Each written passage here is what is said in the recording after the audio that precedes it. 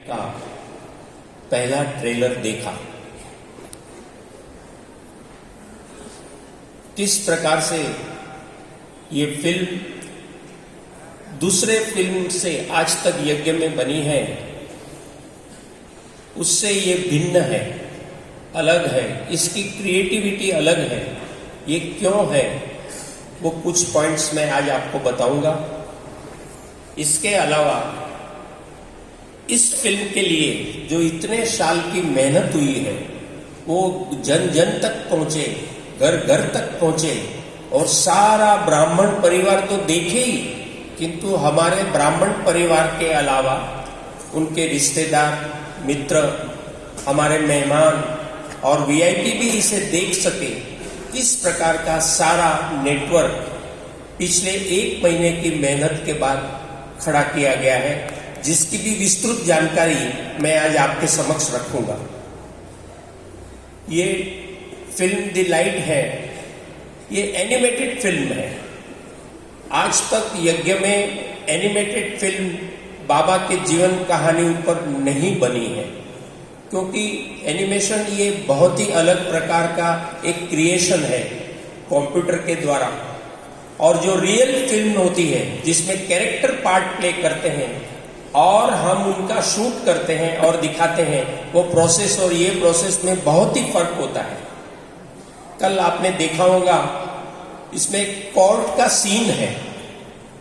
इस कोर्ट के सीन में कैसे मम्मा ने उस वक्त कोर्ट के सामने, वकीलों के सामने, एक कुमारी होते हुए भी कैसा असरकारक रूप में परमात्मा ने दी हुई शक्ति और ज्ञान का प्रत्यक्ष प्रूफ दिया है। ये आज तक हमने सिर्फ देखा, पढ़ा है, सुना है, किंतु देखा नहीं है। कल निर्वैर भाई ने ही अपने वक्तव्य में कहा कि सीइंग इज ओनली बिलीविंग, एक इंग्लिश कहावत है, और इस कहावत के आधार पे ये फिल्म हमें बाबा का जीवन दर्शाएंगी।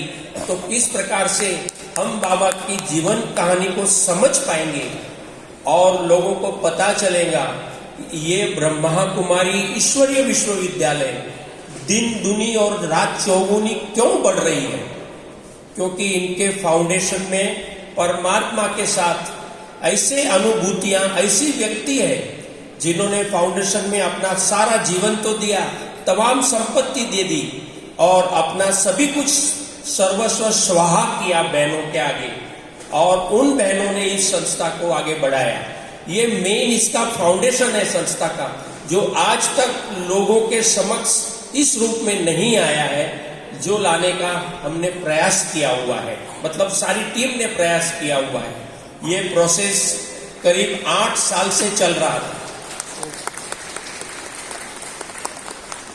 आदरणीय रमेश भाई जी, जो क्रिएशन में बहुत ही मानते थे, उन्होंने और उन्हों को मैनेजमेंट कमेटी ने जिम्मेदारी दी थी कि बाबा की फिल्म बने और बाबा प्रत्यक्ष होते रहे।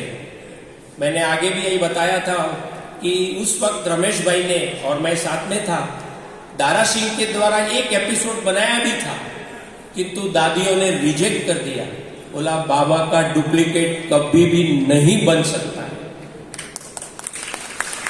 हम किसी कैरेक्टर को बाबा के रूप में दिखा के, बाबा की जो अभिव्यक्ति थी, परमात्मा उनमें प्रवेश करके कैसे कार्य करते थे, ये सिर्फ और सिर्फ इस धरा पर प्रजापिता ब्रह्मा, पिताश्री ब्रह्मा के व्यक्तित्व में ही था और रहेगा, और कोई भी नहीं कर सकेगा।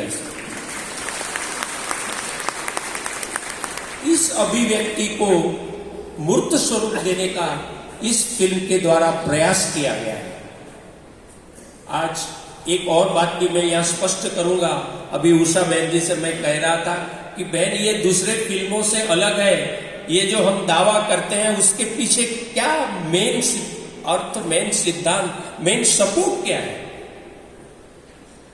मैं शुरुआत ही करता हूं पहले तो कि आप सभी 8 साल तक जो धैर्यता से देखते रहे, समझते रहे, और हमको और हमारी सारी टीम को सपोर्ट करते रहे। इसलिए आप सभी को, बाबा को, दादियों को और हमारे वरिष्ठ भाइयों को मैं बहुत बहुत दिल से धन्यवाद करता हूं। और आप सभी को कहता हूं कि उन लोगों के लिए आप तालियां बजाएं जिन्होंने हमें बिल्कुल ब्लाइंडली सपोर्ट किया इस फिल्म को पूरा करने के लिए। अभी महत्व की बात पे हम वापस लौटते हैं। मैं ये